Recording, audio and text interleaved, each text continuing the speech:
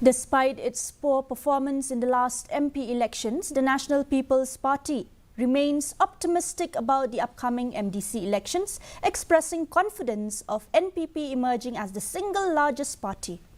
NPP leader and Cabinet Minister Ampreen Lyngdoh stated that the party is fully supporting its candidates and exploring partnerships that align with the state government.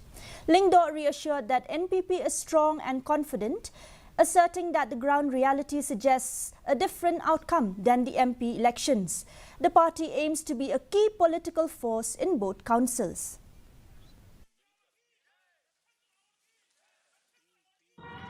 It would be incorrect for me to sound